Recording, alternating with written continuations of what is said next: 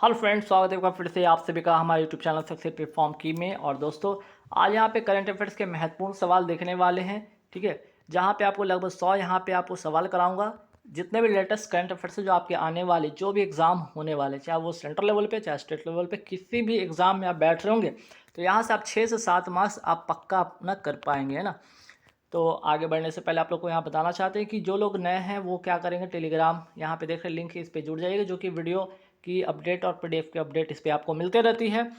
और जिन लोगों को करंट अफेयर्स की अगर पीडीएफ चाहिए तो यहाँ पे देख लीजिए, जनवरी से लेकर दिसंबर तक वाली है आपकी करंट अफेयर 2023 की पीडीएफ है, जो आपको 70 रुपये में मिल रहा है। ठीक है, और जिनको 10,000 जीके जीएस स्टैटिक जीके वाली पीडीएफ चाहिए वो 200 रुपये में मिल रहा है आपको। पेमेंट कैसे करना है, ये नंबर पे आपको करना है पे, फ़ोनपे, पेटीएम, गूगल पे, अमेज़न पे, किसी भी तरीके से। और पेमेंट का स्क्रीनशॉट आपको कर देना व्हाट्सअप इसी नंबर पे। ठीक है, अच्छा ये नंबर यहाँ पे इसको काटिए, व्हाट्सअप नंबर यहाँ पे मिस्टेक हो गया है ना। यहाँ पे एक नंबर छूट रहा है, ये इसको ठीक कर लीजिएगा। 790 है 376 है 4562 है ना। तो ये आपका जो है व्हाट्सअप नंबर भी है, यही आपका क्या है, आपका व्हाट्सअप नंबर और आपका फ़ोनपे पेटीएम दोनों नंबर है। 790 376 4562 है। ठीक है, यहाँ पे दो एक जो है यहाँ पे लेटर मिट गया है, ध्यान रखिएगा। 9 नंबर का है, यहाँ पे ऊपर में है आपका नंबर। तो चलिए यहाँ पे आज के महत्वपूर्ण करंट अफेयर्स पे एक नज़र डालते हैं। सबसे पहले सवाल पे आते हैं, क्या है आपका, देखिएगा। आईसीसी क्रिकेट वर्ल्ड कप 2023 से रिलेटेड जो सवाल आपके बन सकते एग्जाम में, उनको यहाँ पे लिया गया है। पहला सवाल, पहले बात ये कि ये जो आईसीसी क्रिकेट वर्ल्ड कप है ये कौन से क्रम का है, तो पहला ध्यान रखिएगा 13वें क्रम का है, 13 नंबर का, याद रखिएगा। आयोजन हुआ इसका भारत में। कुल टीम इसमें है शामिल हुआ है इस बार 10 टीम इसमें शामिल हुआ है। इंपॉर्टेंट क्या है, शुभंकर, शुभंकर क्रिकटोवर्स है। ठीक है, क्रिकटोवर्स इसका जो है शुभंकर है, इंपॉर्टेंट, ध्यान रखिएगा। अगर यहाँ से पूछ लिया जाए सवाल की, अच्छा बताइए इसका ब्रांड एम्बेसडर कौन थे, तो शाहरुख खान थे। और वैश्विक अगर राजदूत या ब्रांड एम्बेसडर पूछ लिया जाए तो वो कौन थे, सचिन तेंदुलकर। और इसकी जो थीम सॉन्ग थी वो क्या थी, दिल जश्न बोले। ठीक है, दिल जश्न बोले, ये ध्यान रखिएगा। और इसी इसी जो वर्ल्ड कप की जो मैच हो रही, इसमें हाल ही में दोहरा शतक लगाने वाले जो खिलाड़ी बन गए हैं वो कौन है, मैक्सवेल। ठीक है, कहाँ के खिलाड़ी हैं, ऑस्ट्रेलिया के खिलाड़ी हैं, ये ध्यान रखिएगा। अगर सवाल आ जाए कि वर्ल्ड कप में दोहरा शतक लगाने वाले पहले खिलाड़ी कौन थे, वो थे सचिन तेंदुलकर थे। अगर सवाल ये आ जाए कि वर्ल्ड कप में सर्वाधिक शतक का रिकॉर्ड किसने बनाया है, तो वो है रोहित शर्मा है। ठीक है, ये 3 बात याद रखिएगा। और अगर मैं बात करूँ सचिन तेंदुलकर का 49 जो है आपका 49 शतक का रिकॉर्ड किसने तोड़ा, ये भी ध्यान रखिएगा। तो आपके विराट कोहली हैं, विराट कोहली आपके जो है, आपके सचिन तेंदुलकर के जो 49 शतक का रिकॉर्ड इन्होंने तोड़ा है, तो विराट कोहली 49 शतक का रिकॉर्ड तोड़ा है। रोहित शर्मा सर्वाधिक शतक जो है वर्ल्ड कप में लगाने वाले वो खिलाड़ी बन गए हैं। दोहरा शतक लगाने वाले खिलाड़ी सबसे पहले वो बने थे, वो सचिन तेंदुलकर थे। और हाल ही में जो दोहरा शतक लगाने वाले खिलाड़ी बने हैं ऑस्ट्रेलिया के मैक्सवेल हैं। ठीक है, ये 4-5 आपको बातें ध्यान रखना है। नेक्स्ट सवाल पे आते हैं कि आइए अपॉइंटमेंट से एक और सवाल देखते हैं, चूँकि अपॉइंटमेंट से आपके एक सवाल तो पक्का बनना है, याद रखिएगा। रेलवे बोर्ड की पहली महिला मुख्य कार्यकारी और अध्यक्ष कौन नियुक्त हुई है, जया, ठीक है, जया वर्मा सिन्हा, इनका नाम याद रखिए, जया वर्मा सिन्हा। ये जो हाल ही में रेलवे बोर्ड की पहली महिला मुख्य कार्यकारी अध्यक्ष नियुक्त हुई हैं। अब आते हैं कुछ और इम्पोर्टेंट सवाल पे लेते हैं, जैसे कि यहाँ पे देखिए रणजी ट्रॉफी। रणजी ट्रॉफी 2023 का विजेता कौन है, सौराष्ट्र है, और किसको हराकर, बंगाल को हराकर, याद रख लीजिएगा, सवाल महत्वपूर्ण है। वही बात करते हैं दिलीप ट्रॉफी 2023 के विजेता कौन है, तो दक्षिण जोन है। ठीक है, वेस्ट जोन को हराकर, द से दिलीप और द से दक्षिण, ये ट्रिक से याद रखिएगा। अब आइए नोबेल जो प्राइज़ विनर है उनके बारे में यहाँ पे नाम याद रखिएगा। जैसे कि आपको फिजियोलॉजी या मेडिसिन की मैं बात करूँ तो कौन है, कैटलिन कारिको। ठीक है, कैटलिन कारिको और ड्रू विस्मैन, ये 2 लोग को यहाँ पे मिला है क्या, फिजियोलॉजी या मेडिसिन के अगर मैं क्षेत्र में बात करूँ तो नोबेल पुरस्कार 2023 के विजेता हैं। साहित्य के क्षेत्र में एक लोगों को मिला है, जॉन ओलाफ फॉर्से को मिला है, याद रखिएगा। शांति के क्षेत्र में नरगिस मोहम्मदी को मिला है, ये भी आपको नोट करके रखना है। और अर्थशास्त्र के क्षेत्र में क्लॉडिया गोल्डिन को मिला। ठीक है, क्लॉडिया गोल्डिन को मिला। ये 4 नाम, ठीक है, ये याद रख लीजिएगा। एक तो फिजियोलॉजी में, साहित्य के क्षेत्र में, शांति के क्षेत्र में और अर्थशास्त्र के क्षेत्र में। चलिए नेक्स्ट सवाल पे आते हैं कि यूनेस्को वर्ल्ड हेरिटेज में शामिल होने वाला भारत का नवीनतम धरोहर कौन हुआ है, तो वो है होयसल मंदिर। कहाँ का है, कर्नाटक का है। और कौन से क्रम का है, तो 42 क्रम का है। अगर आपसे सवाल पूछा जाए कि बताइए 41वां कौन है, तो शांति निकेतन पश्चिम बंगाल का। 40वां कौन है, धौलावीरा गुजरात का। 39वां कौन था? रामप्पा मंदिर, या जिसको काकते रुद्रेश्वर मंदिर भी कहा जाता है, कहाँ का? तेलंगाना का। तो यहाँ से जो सवाल आपके बढ़ रहे हैं 39वां, 40वां, 41वां, ये 3 और नोट कर लीजिएगा। नेक्स्ट सवाल पे आते हैं कि मिशन सहेली, मिशन महिला सारथी का शुभारंभ कहाँ हुआ है? उत्तर प्रदेश में हुआ है। और क्यों हुआ है? तो जो 51 जो बस हैं वो BS6 मॉडल पर आधारित जो है मानक बस शुरू किया गया है, जिसमें ड्राइवर और कंडक्टर जो होंगे वो क्या होंगी? महिलाएं होंगी। ठीक है, 51 बस होंगे जिसमें कंडक्टर और ड्राइवर दोनों के दोनों कौन होने वाली हैं? महिलाएं होने वाली हैं। और नाम रखा गया मिशन महिला सारथी, कहाँ? उत्तर प्रदेश में। नेक्स्ट सवाल पे आते हैं हर घर गंगा जल आपूर्ति योजना, ये कहाँ शुरू हुआ है? ये हुआ है बिहार में। ठीक है, और बिहार के CM कौन है वर्तमान में? श्री नीतीश कुमार है, ये ध्यान आपको रखना है। नेक्स्ट सवाल पे आते हैं, भारत की पहली क्षेत्रीय आर्टिफिशियल इंटेलिजेंस न्यूज एंकर लिसा कहाँ लॉन्च हुई है? आंसर होगा इसका ओडिशा में। ठीक है, नेक्स्ट सवाल पे आते हैं कि यूनाइटेड किंगडम ने स्मार्ट डिस्ट्रिक्ट परियोजना कहाँ लॉन्च किया है? आंसर हो जाएगा तमिलनाडु। स्मार्ट डिस्ट्रिक्ट परियोजना कहाँ? तमिलनाडु में। और कौन लॉन्च किया है? UK, यूनाइटेड किंगडम ने इसे क्या किया? लॉन्च किया है। नेक्स्ट सवाल पे आते हैं, प्रोजेक्ट उद्धव किसने शुरू किया है? प्रोजेक्ट उद्धव के मैं बात करूँ, भारतीय सेना के द्वारा आधुनिक सैन्य क्षमता को बढ़ाने के लिए प्रोजेक्ट उद्धव। नेक्स्ट सवाल पे आते हैं कि अब यहाँ पे देखिए ये प्रोजेक्ट उद्धव है और यहाँ पे उद्गम है। तो प्रोजेक्ट अगर मैं बात करूँ उद्गम पोर्टल किसने शुरू किया है? तो RBI ने शुरू किया है।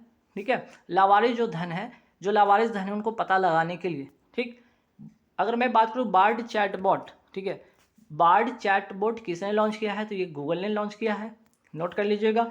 और ChatGPT किसने लॉन्च किया है? OpenAI ने लॉन्च किया है। कहाँ की कंपनी? अमेरिका की कंपनी है।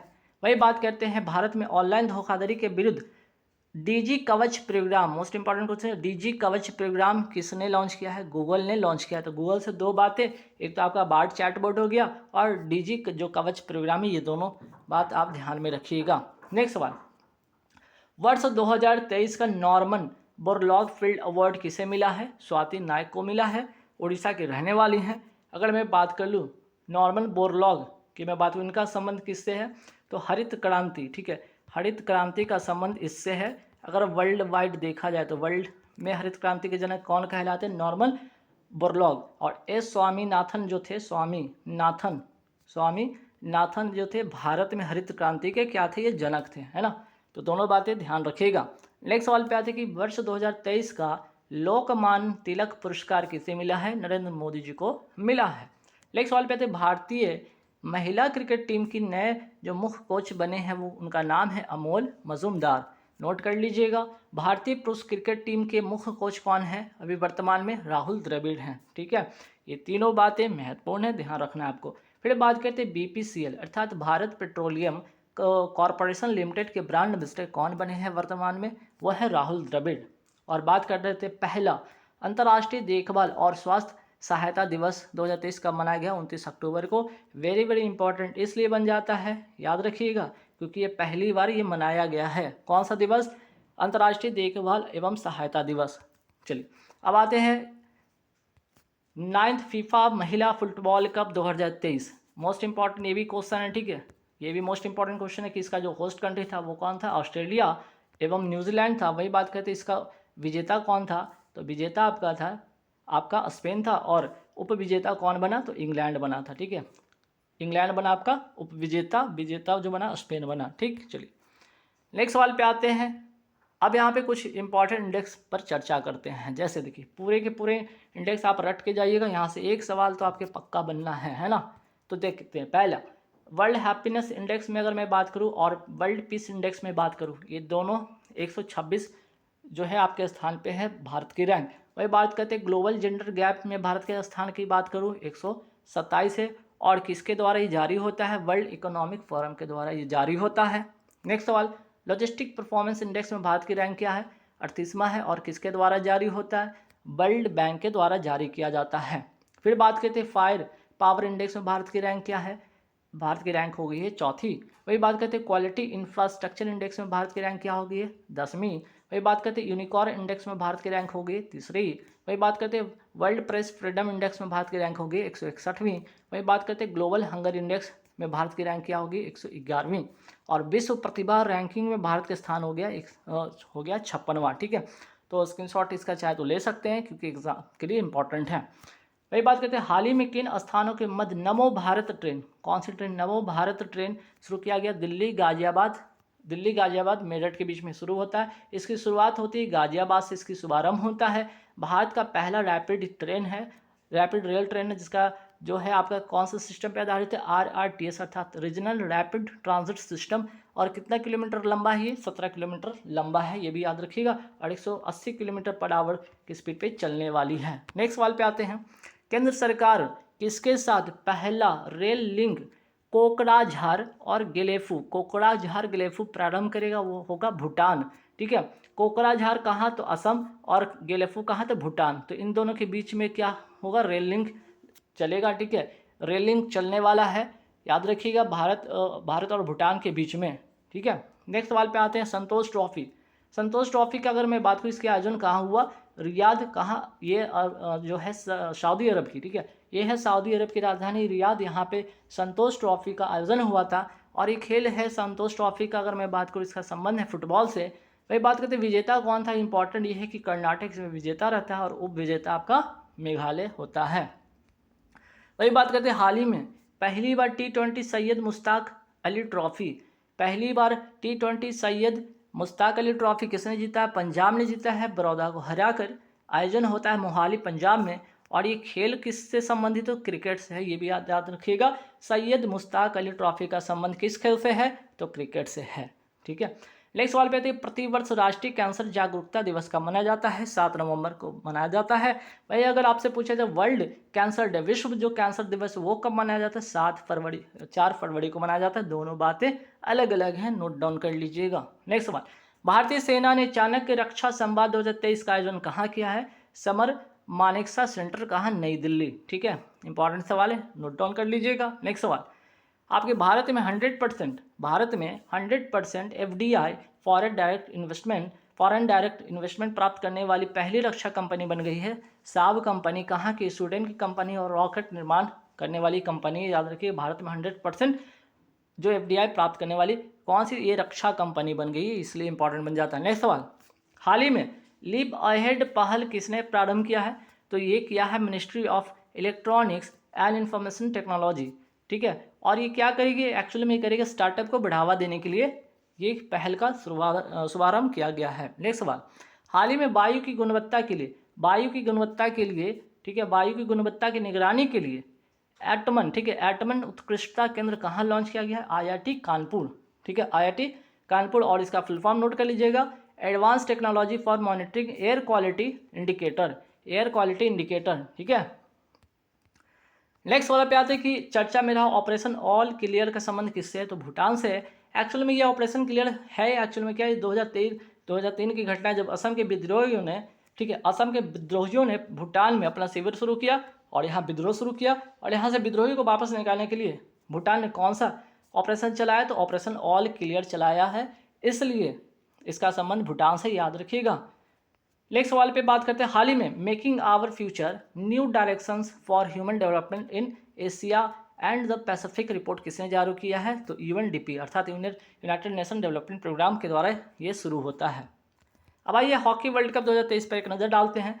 क्रम कौन सा था? 15वें क्रम का था। आयोजन होता है उड़ीसा बिरसा मुंडा स्टेडियम, जो कि भारत का सबसे बड़ा हॉकी का क्या है आपका? हॉकी का सबसे बड़ा क्या है? सबसे बड़ा स्टेडियम है, सबसे बड़ा स्टेडियम है, ये भी ध्यान रखिएगा, जो कि भारत में हुआ। विजेता इसमें कौन बना? तो जर्मनी बना। किसको हराकर? बेल्जियम को हराकर, और शुभंकर था ओली। ठीक है, चलिए नेक्स्ट सवाल पे आते कि नेक्स्ट सवाल क्या है आपका, देखिएगा यहाँ पे, सुल्तान जोहर कप 2023 में भारतीय हॉकी टीम ने कौन सा पदक जीता है? तो ध्यान रखिएगा, कांस्य पदक जीता है। आयोजन होता है मलेशिया में, और कौन सा स्टेडियम है? यह स्टेडियम भी ध्यान रखिएगा, जो है तमन दया हॉकी स्टेडियम, कहाँ है? मलेशिया में। कौन से क्रम का ये था खेल? तो आपका 11वें क्रम का था। ये खेल कौन से क्रम का था? 11वें क्रम का था। कुल इसमें 8 टीम भाग लिया। गोल्ड इसमें जीता है जर्मनी, सिल्वर जीता है ऑस्ट्रेलिया, और अपना भारत जो जीता है ब्रॉन्ज जीता है, किसको हराकर? पाकिस्तान को हराकर। नेक्स्ट सवाल पे तो चर्चा में रही वैश्विक बोगोटा घोषणा। ठीक है, वैश्विक बोगोटा घोषणा मोस्ट इंपॉर्टेंट क्वेश्चन है, का संबंध किससे है? तो रिवर डॉल्फिन से है। इसकी जो 6 प्रजातियां जो विलुप्त के कगार पे हैं, संरक्षण करना इसका उद्देश्य है। और अगर मैं बात करूं यहाँ पे यहाँ पे कुल 11 कंट्रीज में शामिल है, लेकिन अगर मैं बात करूँ 4 तो आपके एशिया के हैं, जिसमें कि भारत हो गया, पाकिस्तान हो गया, नेपाल और बांग्लादेश। अकेले 4 देश जो है एशिया के हैं।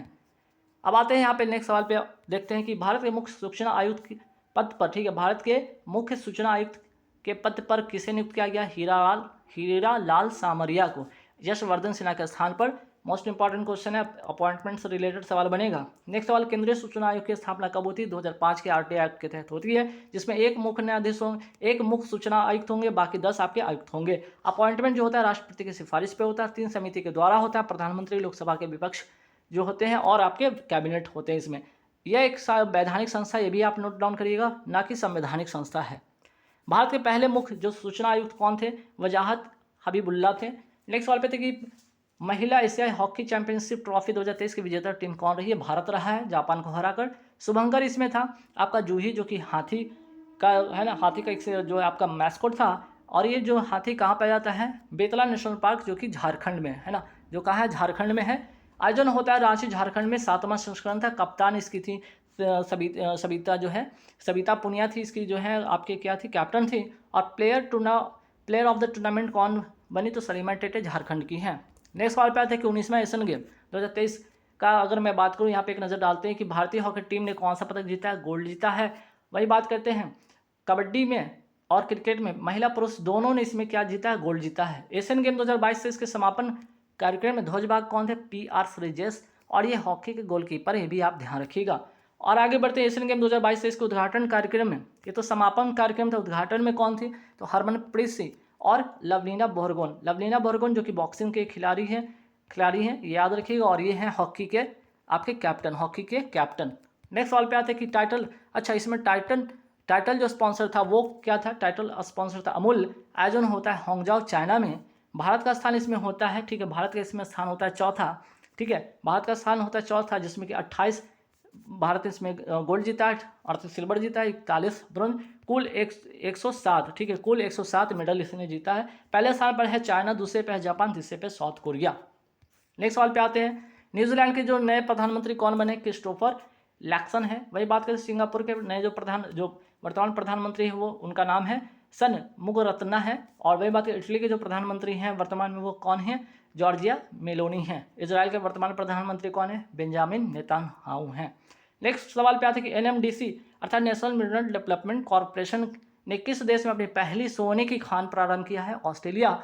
और इसकी स्थापना होती है, NMDC की स्थापना होती है आपका 1958 में, इस्पात मंत्रालय के अधीन है। और NMDC द्वारा संचालित भारत की पहली यंत्रीकृत हीरे की खदान कहाँ स्थित है? पन्ना, मध्य प्रदेश में। नेक्स्ट सवाल पे आते हैं कि NTPC REL की पहली नवीकरणीय योजना दया पार पवन परियोजना कहाँ प्रारंभ हुआ? कच्छ, गुजरात में। NTPC का full form national thermal power corporation, और IREL जो है इसकी जो अपनी कंपनी है वो उसका नाम है रिन्यूएबल एनर्जी लिमिटेड है, ठीक है। नेक्स्ट सवाल पे आते हैं कि UNWTO के द्वारा सर्वश्रेष्ठ पर्यटन गाँव घोषित हुआ है धोरेरा गाँव, कहाँ का? गुजरात का। वही बात करते हैं कि भारत के वर्तमान मुख्य चुनाव आयुक्त हैं राजीव कुमार, भारत के नए CDS हैं अनिल चौहान। नासा ने सुपरनोवा अवशेष सिग्नस लूप का अध्ययन करने के लिए कौन सा मिशन लॉन्च किया है? इन्फ्यूज मिशन, जो कि अमेरिका का मिशन है। लुपेक्स मिशन का संबंध किससे? भारत और जापान का है। लूनर पोलर एक्सप्लोरेशन मिशन, या जिसे चंद्रयान 4 का मिशन का नाम दिया गया, इसमें भारत और जापान संयुक्त रूप से काम करेगी। आदित्य L1 किसके द्वारा लॉन्च किया गया? इसरो के द्वारा। PSLV 357 के द्वारा से लॉन्च किया गया है। 2 सितंबर 2023 को इसको लॉन्च किया गया। L1 क्या है आपका? तो आपका जो है यहाँ पे सन है, ठीक है, ये आपका सन है और ये आपका क्या है? अर्थ है। इसके बीच में जहाँ पे आपकी जो ग्रेविटेशनल फोर्स है, ठीक है, ग्रेविटेशनल जो फोर्स है आपकी क्या हो जाएगी? इक्वल हो जाएगी। आपकी ग्रेविटेशनल फोर्स इक्वल हो जाएगी। उसी का नाम दिया गया लंगराज पॉइंट। इसको क्या नाम दिया है? लंगराज पॉइंट इसका नाम दिया गया है, ठीक है। नेक्स्ट सवाल पे आते हैं कि मत्स्य 6000 का संबंध क्या है? तो मत्स्य 6000 आपका एक यान है जिसका नाम है समुद्रयान है। समुद्र के जो गहराई में जाएगा, ठीक है, समुद्र की गहराई में जाकर जो खोजा जाएगा उस मिशन का नाम दिया गया समुद्रयान। और इसके लिए जो वाहन का नाम दिया गया वो व्हीकल है, इसका नाम है मत्स्य 6000। नेक्स्ट सवाल पे आते हैं चंद्रयान 3 जो है किससे लॉन्च किया गया था? मोस्ट इंपॉर्टेंट क्वेश्चन है। तो इसको लॉन्च किया गया था LVM-3M4 से लॉन्च किया गया 14 जुलाई 2023 को। 23 अगस्त 2023 को साउथ पोल पर लैंड किया है, इसलिए राष्ट्रीय अंतरिक्ष दिवस 23 अगस्त को मनाए जाने की घोषणा भी कर दिया गया। जल के लिए महिलाएं और महिलाओं के लिए जल अभियान कौन लॉन्च करेगा? आवास और शहरी मंत्रालय के द्वारा। नेक्स्ट सवाल पे आते कि आज़ादी का अमृत महोत्सव का कार्यकाल कब से कब तक रहा। 12 मार्च 2021 से 31 अक्टूबर 2023 तक का इसका कार्यकाल रहा था। ठीक है, इस महोत्सव का जो समय निर्धारित किया गया था, ध्यान रखिएगा, सवाल आपके एग्जाम में बनेगा। पहला संयुक्त राष्ट्र जल सम्मेलन कहाँ आयोजित हुआ है? न्यूयॉर्क, अमेरिका में हुआ है। हाल ही में भारतीय नौसेना के प्रोजेक्ट 15B के तहत कौन सा अंतिम युद्धपोत लॉन्च हुआ? INS सूरत। ठीक है, और इसके तहत किसके तहत इसका निर्माण हुआ? मंझगांव डॉक लिमिटेड मुंबई के द्वारा निर्मित हुआ है, जिसमें कि 4 स्टील्थ विध्वंसक जहाज दुश्मन के रडार के पकड़ में नहीं आने वाला ऐसा विध्वंसक जहाज बनेगा, जिसमें कि आपका INS विशाखापत्तनम पहले नंबर पे जो बना है, INS मुगुआ हो गया दूसरे नंबर का। ठीक है, और तीसरे नंबर का है INS इम्फाल, और चौथे नंबर का है INS सूरत। नेक्स्ट सवाल पे आते हैं कि प्रोजेक्ट 75 क्या है? 6 स्कॉर्पियन जो पनडुब्बी जहाज है, इसके तहत निर्माण किया जाएगा।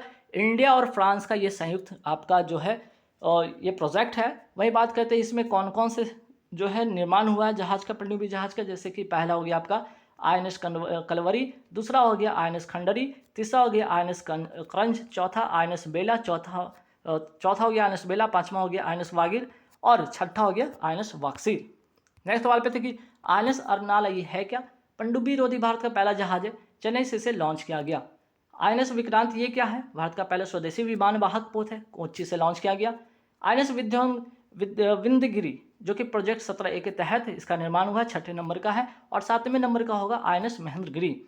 हाल ही में फ्रीडे ग्रैंड स्विस शतरंज प्रतियोगिता की महिला वर्ग की खिताब किसने जीता? R वैशाली पहली भारतीय महिला बनी है, R प्रज्ञानंद की बहन है। पुरुष में अगर मैं बात करूँ इसमें तो महिला वर्ग में जीता कौन है? R वैशाली। पुरुष वर्ग में जीता है विदिश गुजराती।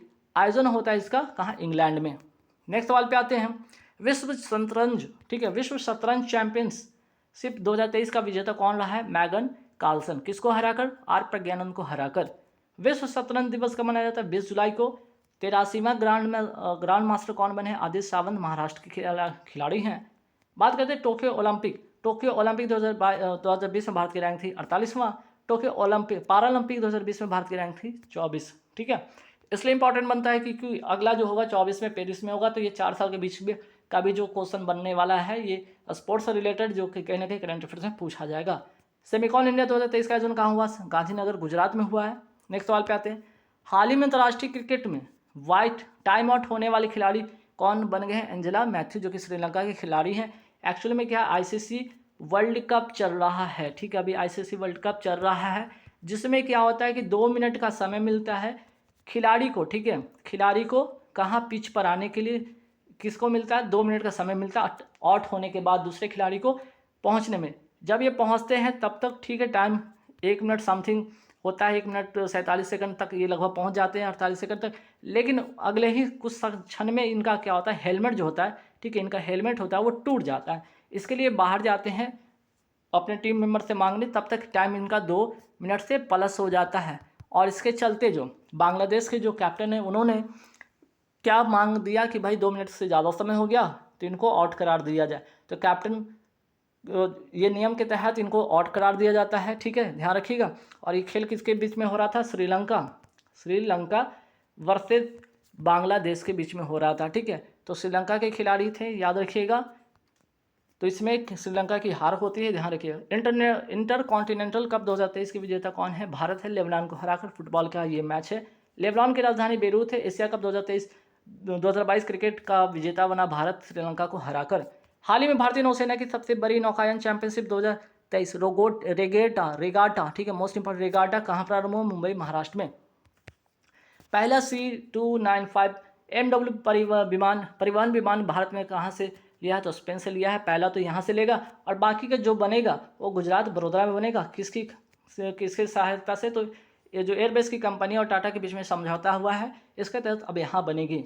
ठीक है, चर्चा में रहा प्रचंड का संबंध किससे है? तो हल्का लड़ाकू विमान है, हिंदुस्तान एरोनॉटिकल लिमिटेड इसे बनाई है, और अरुणाचल प्रदेश में इसे लॉन्च किया गया है। फिर सवाल आता है डोर्नियर जो 288 है, ये क्या है? भारत ने श्रीलंका को अभी डोर्नियर 288 विमान दिया है, ध्यान रखिएगा। और CBSE का नया प्रशासनिक कार्यालय कहाँ स्थापित हुआ? UAE में स्थापित हुआ है। भारत के कितने बायोस्फीयर रिजर्व यूनेस्को में शामिल है? 18 हैं। विश्व बायोस्फीयर जो दिवस है कब मनाया जाता है? 3 नवंबर को 2022 से शुरू होता है। तो मोस्ट इंपॉर्टेंट इसलिए बन जाता है कि ये दूसरे क्रम का है, याद रखिएगा। इस बार दूसरे क्रम का है, पहली बार बना था ये आपका 2022 में। तो गाइस आज के इस वीडियो में पूरे के पूरे होते हैं 100 क्वेश्चन कंप्लीट करंट अफेयर्स के। और जिनको पीडीएफ चाहिए वो इस नंबर पे क्या करेंगे 7903764562 पर क्या करेंगे फ़ोनपे से, ठीक है, फ़ोनपे से हो गया या गूगल पे से आप क्या कर सकते हैं पेमेंट करके इसी नंबर पे व्हाट्सएप कर दीजिएगा पेमेंट का, आपको पीडीएफ आपको मिल जाएगा। एक तो 70 रुपये वाली करंट अफेयर्स की पीडीएफ है और 200 रुपये का जो है आपका जीके की पीडीएफ है, जो चाहिए आप ले सकते हैं। Thank you very much. Important सवाल है कि 101वां संविधान संशोधन का संबंध किससे है, तो ये भी आपका जीएसटी से है। अगर पूछ लिया जाए जीएसटी कैसा कर है तो ये आपका समवर्ती सूची का अप्रत्यक्ष कर है। नेक्स्ट सवाल पे आते हैं, जीएसटी किस समिति की सिफारिश पर लागू हुआ, ये भी ध्यान रखिएगा, विजय केलकर समिति की सिफारिश पर ये लागू होता है, ये भी इम्पॉर्टेंट सवाल है। नेक्स्ट सवाल पे आते हैं, पत्तियों में मौजूद जो हरा रंग है आप देखते होंगे, हरा रंग किस नाम से जाना जाता है इसे, तो क्लोरोफिल इसको कहा जाता है या हिंदी में इसको पर्णहरित भी कहा जाता है। सवाल नंबर इसे दूसरा क्या बन सकता है कि ठीक है आप क्लोरोफिल की बात कर रहे हैं तो क्लोरोफिल में कौन सा धातु पाया जाता है, आंसर हो जाएगा मैग्नीशियम। मैग्नीशियम का अगर पूछ लिया जाए कि आपका परमाणु संख्या कितना होता है 12 होता है, कौन से वर्ग में आते हैं, वर्ग 2 में और आवर्त 3 में आते हैं ये पीरियोडिक टेबल में, ठीक है। पौधे में भोजन का निर्माण किस प्रक्रिया से होता है, महत्वपूर्ण सवाल है ये। आपका जो ये प्रक्रिया इसका नाम है प्रकाश संश्लेषण और इंग्लिश में इसको कहते हैं फोटोसिंथेसिस। ध्यान रखिएगा, इससे एक बहुत ही महत्वपूर्ण सवाल वेरी वेरी इंपॉर्टेंट सवाल बनता है क्या, ध्यान रखिएगा आप। इस प्रक्रिया में जो पौधे हैं CO2 ग्रहण करते हैं, ध्यान रखिएगा CO2 क्या करते हैं ग्रहण करते हैं, वहीं O2 का ये उत्सर्जन करते हैं। प्रक्रिया कौन सी है वो ध्यान रखिएगा प्रकाश संश्लेषण। लेकिन सवाल आपको अगर ऐसे घुमा के पूछ दिया जाए पौधे श्वसन प्रक्रिया, ठीक है, ये श्वसन प्रक्रिया में कौन सा गैस लेते हैं, तो जब श्वसन प्रक्रिया की बात आएगी तो ये O2 ग्रहण करते हैं और CO2 का उत्सर्जन करते हैं, ठीक है। श्वसन प्रक्रिया जैसे कि हम मानव करते सेम इसी तरह से पौधे भी करते, बस प्रकाश संश्लेषण वाला ध्यान रखना है, आपका CO2 ग्रहण करते हैं और O2 का उत्सर्जन करते हैं। बात करते हैं पौधे में जो जाइलम का है इसका काम क्या है, ठीक है, जो जाइलम है आपका इसका काम क्या है, तो इसका काम है जल तथा खनिज लवण को जड़ से पौधे में ऊर्ध्वाधर ऊपर ले जाना और पूरे पौधे तक पहुंचाना, जाइलम का यही काम है, ठीक है। फिर दूसरा एक ध्यान रखिएगा फ्लोएम भी एक सवाल आता है एग्जाम में कि फ्लोएम का क्या काम है, तो फ्लोएम का काम है पत्ती में जो भोज्य पदार्थ हैं, जो पत्ती में भोजन बनता है उस भोज्य पदार्थ को संपूर्ण पौधे में संवहन करना इसका काम है। तो जाइलम और फ्लोएम ये दो नाम ध्यान रखना है आपको। बात करते हैं डॉल्फिन की अगर मैं बात करूँ को राष्ट्रीय जलीय जीव किस वर्ष घोषित किया गया, ये महत्वपूर्ण सवाल है। 5 अक्टूबर 2009 को इसको घोषित किया गया है, ठीक। तो इम्पॉर्टेंट क्वेश्चन बन जाता है डॉल्फिन को राष्ट्रीय जलीय जीव किस वर्ष घोषित किया गया। सवाल ये भी बन सकता है मोर का वैज्ञानिक नाम क्या होता है, पावो क्रिस्टोपस। वही बात करते हैं डॉल्फिन से अगर बात हो ही रही तो डॉल्फिन रिसर्च सेंटर कहाँ स्थित है, पटना बिहार में स्थित है। और अगर बात कर लीजिए कि पहली बार राष्ट्रीय डॉल्फिन दिवस कब मनाया गया 5 अक्टूबर को ही, लेकिन 2022 में, ठीक। चलिए आर्किटेक्चर की जड़ने की तकनीक पिएट्रा ड्योरा जो है आपका, जिसको कहते हैं क्या पिएट्रा ड्योरा का मतलब होता है अर्ध कीमती पत्थर। एक किस स्मारक में, जो ताजमहल आप देखे हैं ताजमहल में कौन सी तकनीक इसमें यूज़ हुआ है, आपका पिएट्रा ड्योरा जिसे कहते हैं अर्ध कीमती पत्थर। तो सवाल ये भी बन सकता है ताजमहल की अगर बात हुई है तो ताजमहल को यूनेस्को के वर्ल्ड हेरिटेज में कब शामिल किया गया था, 1983 में शामिल किया गया था। वही बात करते हैं चार बाग शैली में निर्मित जो स्मारक है हुमायूं का मकबरा, ठीक है, चार बाग शैली है इसमें निर्मित स्मारक है हुमायूं का मकबरा। तो हुमायूं का मकबरा किस शैली में निर्मित है, चार बाग शैली में निर्मित है। ये है कहाँ, दिल्ली में। और बनाया था किसने इसको, गुलबदन बेगम ने बनवाया था। और 1983 में इसे यूनेस्को वर्ल्ड हेरिटेज साइट में इसे शामिल किया गया।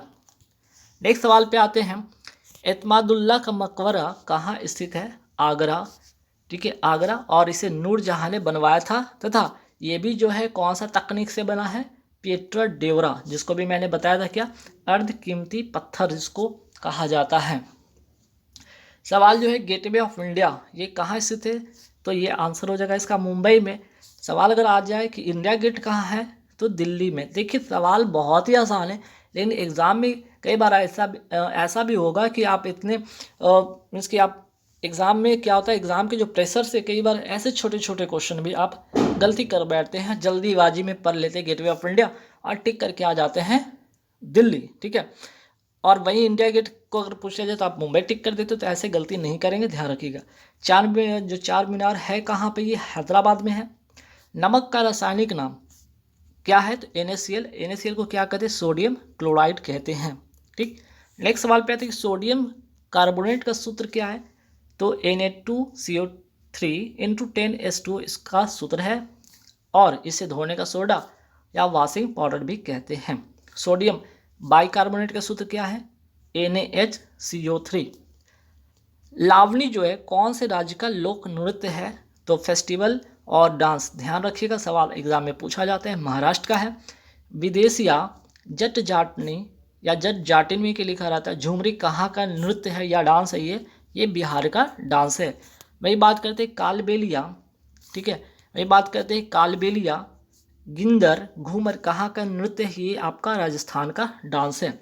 तो इसमें भी कालबेलिया जो है मोस्ट इंपॉर्टेंट क्वेश्चन, और कई बार एग्जाम में पूछा भी गया, वेरी वेरी इंपॉर्टेंट क्वेश्चन है ये। पुस्तक इंडिया जो है 2020 turning point wings of fire ignited mind किसकी लिखी पुस्तक है, ये सारे के सारे जो लिखी पुस्तक है APJ अब्दुल कलाम के द्वारा लिखी गई पुस्तक है।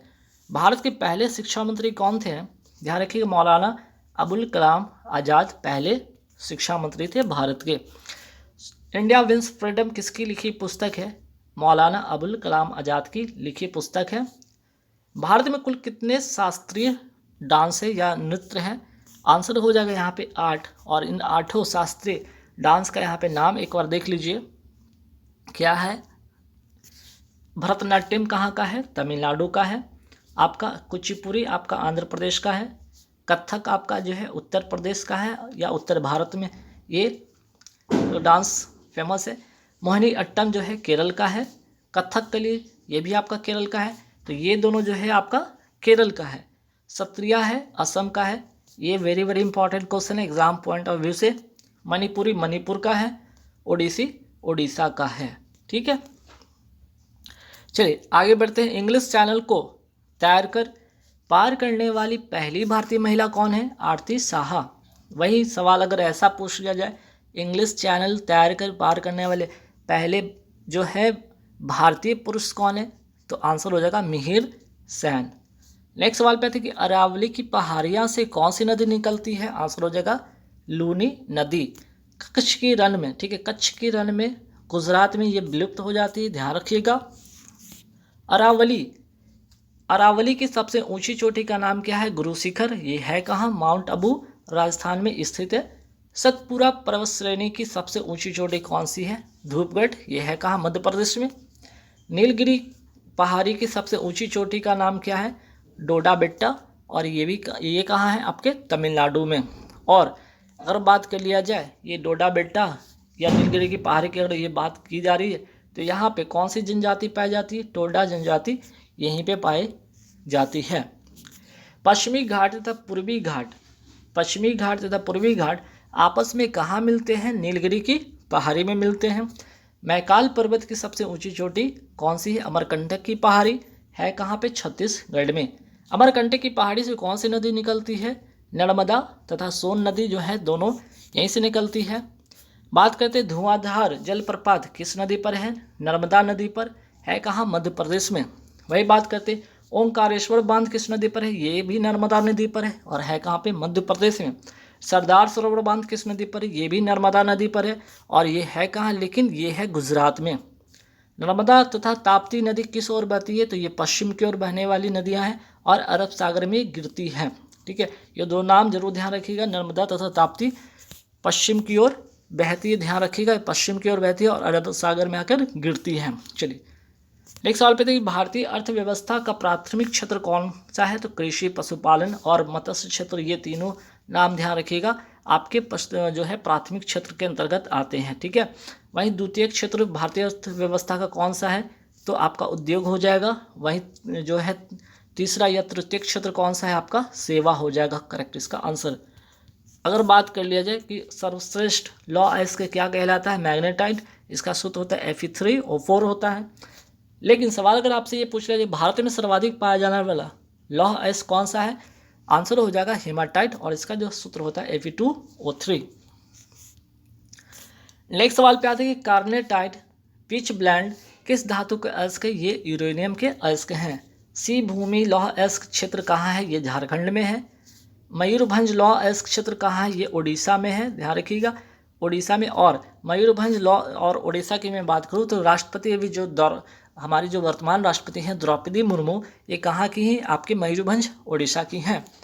बेल्ला डीला लौह अयस्क क्षेत्र कहाँ पे? ये छत्तीसगढ़ में है। वहीं रानीगंज कोयला क्षेत्र किस लिए प्रसिद्ध, कहाँ ये प्रसिद्ध है? ये कहाँ की फेमस है? तो ये पश्चिम बंगाल की फेमस है रानीगंज कोयला क्षेत्र। थोरियम जो कि अयस्क है किसका? मोनोजाइट का अयस्क। थोरियम का प्रचुर भंडार कहाँ पाया जाता है? केरल में।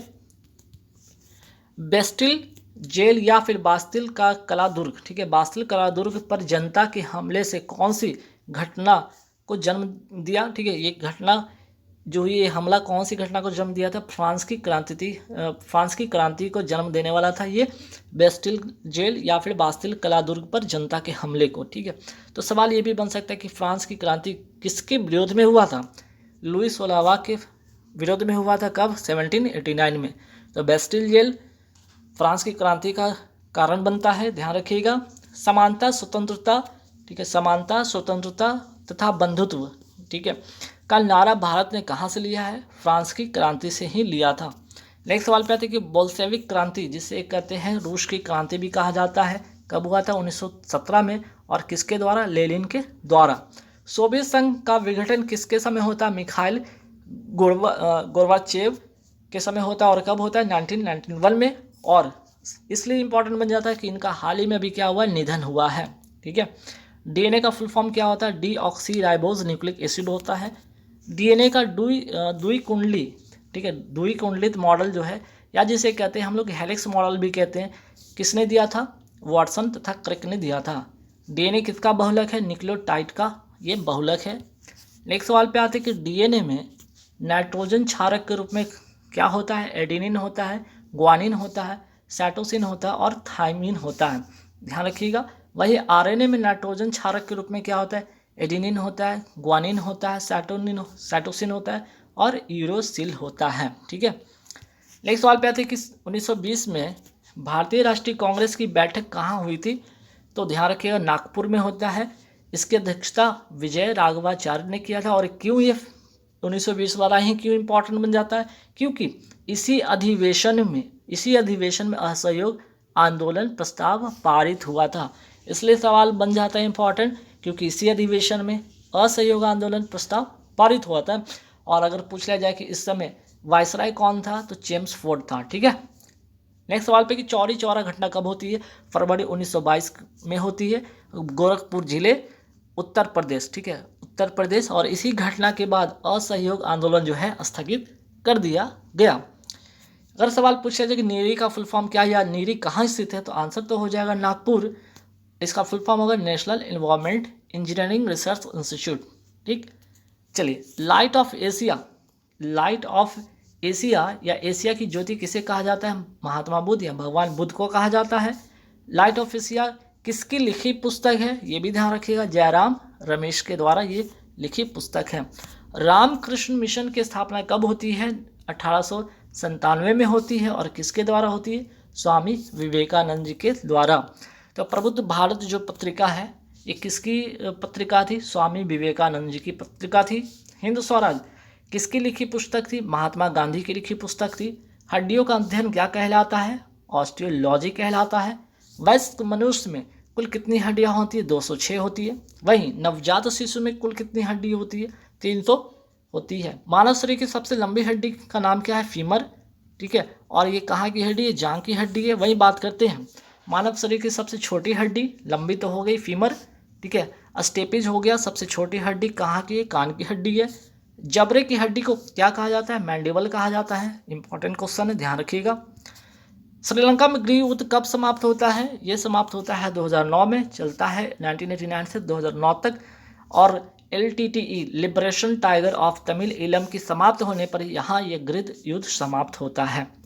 मित्र शक्ति श्रीलंका जो युद्ध अभ्यास है, मित्र शक्ति श्रीलंका अलग अलग जो युद्ध अभ्यास की बात हो रही है, इन दोनों जो होता है, ये दोनों अभ्यास जो है किन दो देशों के बीच में होता है, भारत और श्रीलंका के बीच में होता है। भारत और श्रीलंका के बीच कौन सी जल संधि है, पाक जल संधि है, ध्यान रखना आपको।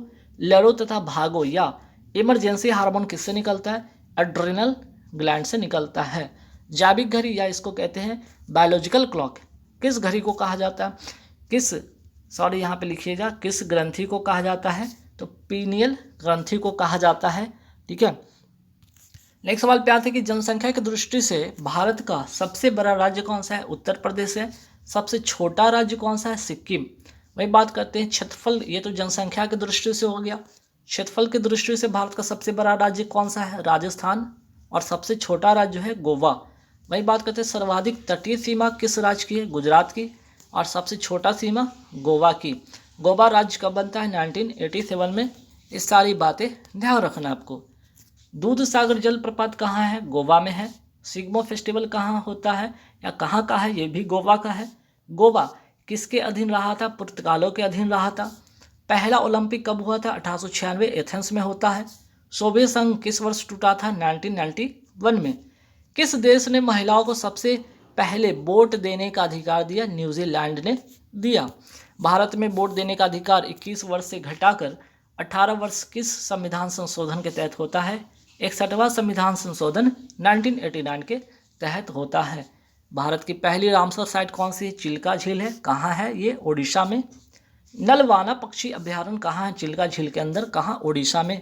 भारत की सबसे बड़ी मीठे पानी की झील कौन सी है, बुलर झील है। यह है कहाँ पे, आपका जम्मू कश्मीर में। ओडिशा में सबसे बड़ी अप्रवाही पानी की झील कौन सी है, चिल्का झील है।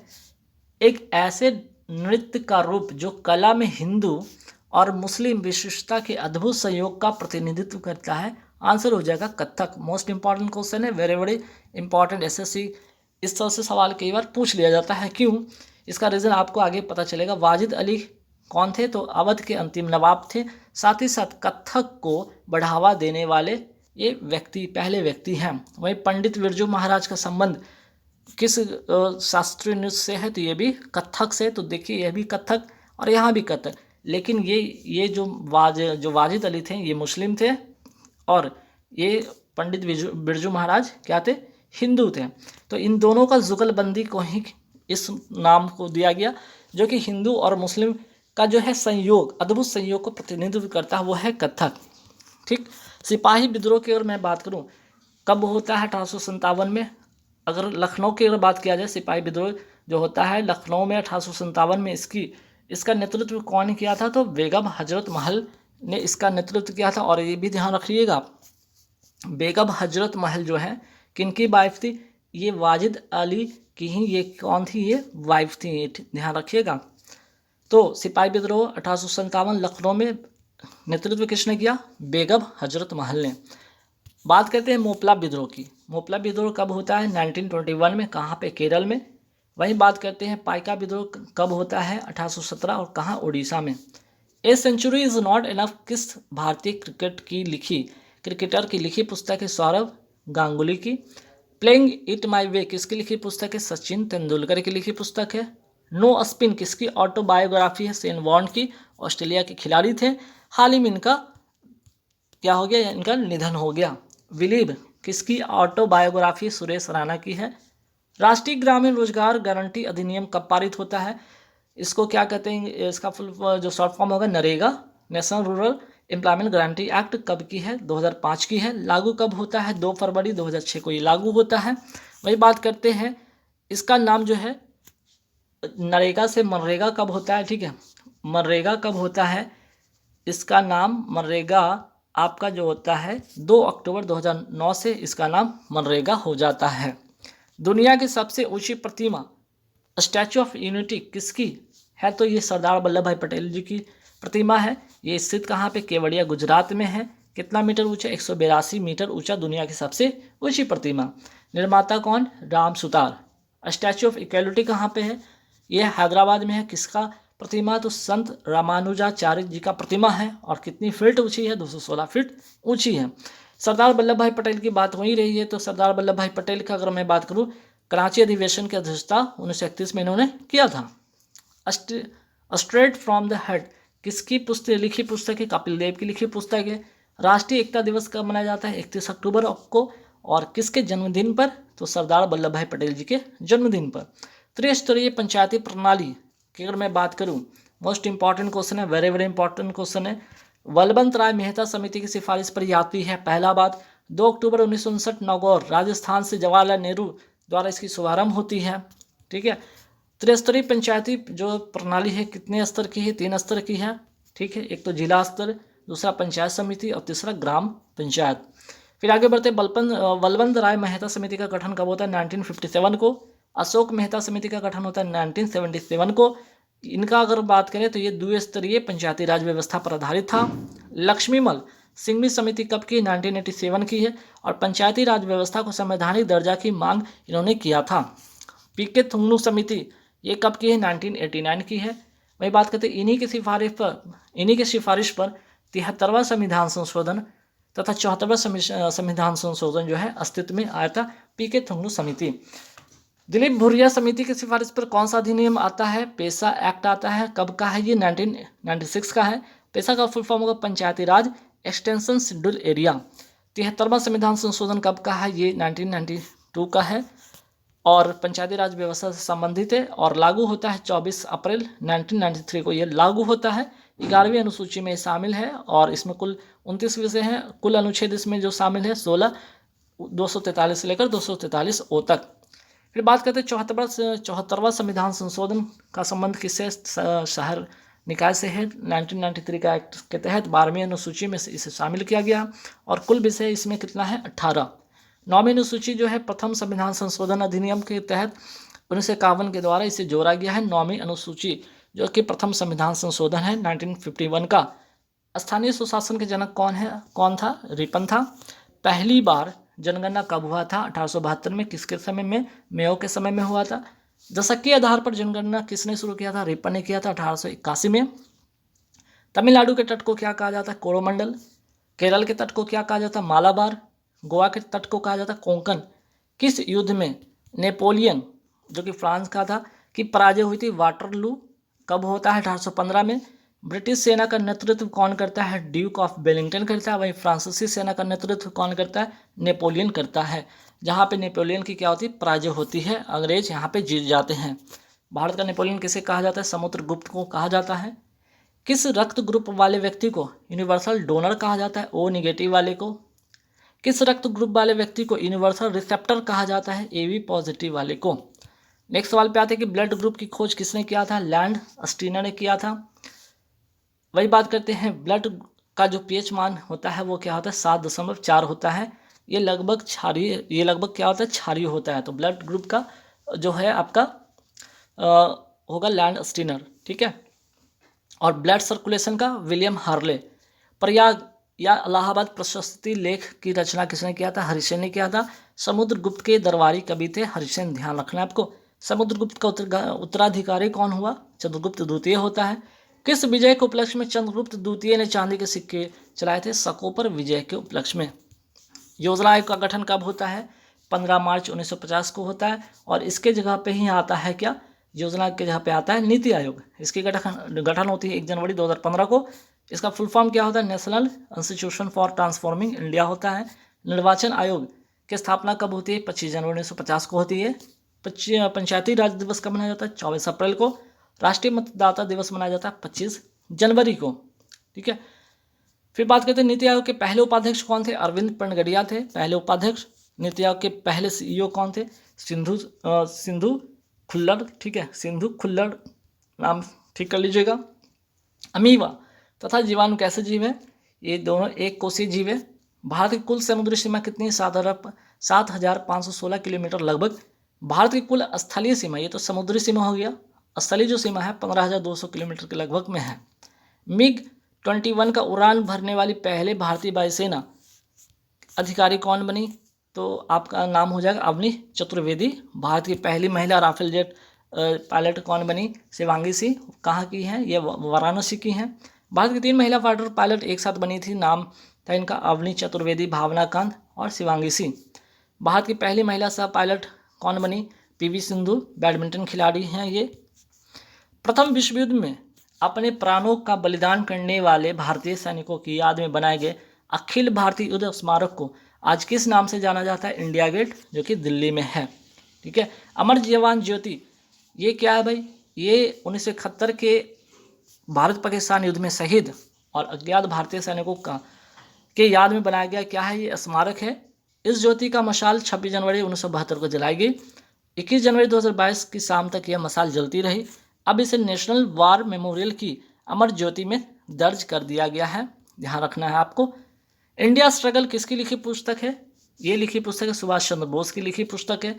पराक्रम दिवस कब मनाया जाता है? 23 जनवरी को मनाया जाता है, ध्यान रखना है आपको। हरिपुरा अधिवेशन की अगर मैं बात करूँ 1938 में होता है और इसकी अध्यक्षता सुभाष चंद्र बोस ने किया।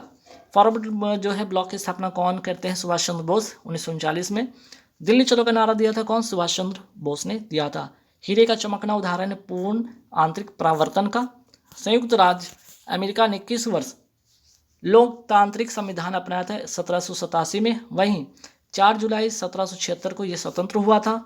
बोस्टन टी पार्टी का संबंध किससे है? यह और घटना होती है 1773 में और ये घटना अमेरिका की है। भारत में 500 रुपये तथा 1000 रुपये के जो करेंसी के नोट थे पुराने वाले किस वर्ष अमान्य घोषित कर दिया गया? 8 नवंबर 2016 को। और इसी कारण इसको क्या कहा जाता है? भारत में डीमोनेटाइजेशन कब हुआ था? तो ध्यान रखिएगा यही 8 जो नवंबर की बात हो रही है, नवंबर 2016 में होती है। भारत में मुद्रा का अवमूल्यन अब तक कितनी बार हुआ? 3 बार हो चुका है, 1949, 1966, 1991 में। सबसे छोटा पक्षी कौन सा है? Humming bird. तो सबसे बड़ा पक्षी कौन है? जीवित पक्षी शुतुरमुर्ग। सबसे छोटा पुष्प कौन है? बुल्फिया। और सबसे बड़ा पुष्प है रैफ्लेशिया। नेक्स्ट सवाल पे आते हैं। 1192 में तराइन के दूसरे युद्ध में पृथ्वीराज चौहान किसके हाथों पराजित हुए थे? मोहम्मद गौरी के। तो तराइन का प्रथम युद्ध होता है कब? 1191 में। पृथ्वीराज चौहान और मोहम्मद गौरी के बीच में होता है। यहाँ पे पृथ्वीराज चौहान की जीत हो जाती है और मोहम्मद गौरी यहाँ पे हार जाता है। लेकिन दूसरा युद्ध होता है उसमें क्या होते हैं? पृथ्वीराज चौहान हार जाते हैं, मोहम्मद गौरी जीत जाता है। महानदी और गोदावरी के डेल्टा किस मिट्टी से समृद्ध है? जलोढ़ मिट्टी से समृद्ध है। राष्ट्रीय जलमार्ग 2 किस नदी पर है? ब्रह्मपुत्र नदी पर। कहाँ से कहाँ तक? धुबरी से सादिया असम में। राष्ट्रीय जलमार्ग 1 किस नदी पर है? गंगा नदी पर है। इलाहाबाद यूपी से लेकर हल्दिया वेस्ट बंगाल तक। नीली क्रांति का अगर मैं बात करूँ संबंध किससे है? तो नीली क्रांति का संबंध है आपका मत्स्य पालन का। गोल्डन फाइबर किसे कहा जाता है? जूट को कहा जाता है। धूसर या ग्रे क्रांति का संबंध है उर्वरक उत्पादन से। गोल्ड क्रांति का संबंध है आलू उत्पादन से। पीली क्रांति का संबंध है तिलहन उत्पादन से। गुलाबी क्रांति का संबंध है झींगा उत्पादन से। सिल्वर क्रांति का जो संबंध है अंडा उत्पादन से। काली जो क्रांति का संबंध है वो पेट्रोलियम उत्पादन से। नेक्स्ट सवाल पे थे। भारत की पहली महिला मुख्य चुनाव आयुक्त कौन थी? रमा देवी। रेबीज का टीका का आविष्कार किसने किया? लुई पास्चर ने किया। गांधी इरविन समझौता कब होता है? 5 मार्च 1931 को। किसी विशेष निर्णय या कानून को रोकने के लिए किसी व्यक्ति, पार्टी या राष्ट्र के अधिकार को क्या कहा जाता है? Veto power. शोभा मुद्गल का संबंध किससे? ये भारतीय शास्त्रीय संगीत की प्रख्यात गायिका थी, उत्तर प्रदेश की रहने वाली थी। बनारस हिंदू विश्वविद्यालय की स्थापना किसने किया था? पंडित मदन मोहन मालवीय ने 1960।